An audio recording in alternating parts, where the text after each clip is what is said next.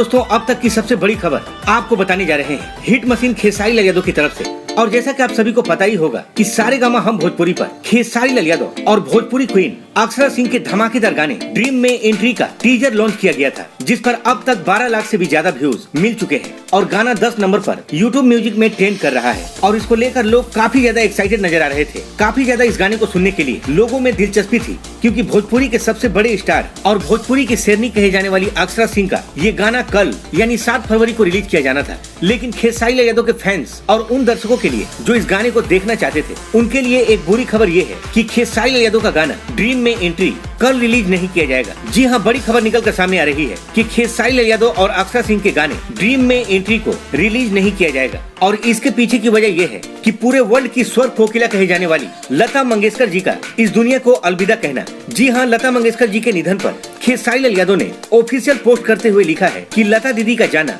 हम सब के लिए बेहद दुखद है और आज उनका निधन होने की वजह से मैं 2 दिनों तक अपना कोई भी गाना ना ही रिलीज करूंगा और ना ही प्रोमोट करूंगा। मेरी विनम्र श्रद्धांजलि लता दीदी को। अब इस गाने को कब रिलीज किया जाएगा, इसकी खबर मिलते ही हम आपको जरूर बताएंगे। तो मिलते हैं अगली वीडियो में, तब तक के लिए जय हिंद, जय भोजपुरी।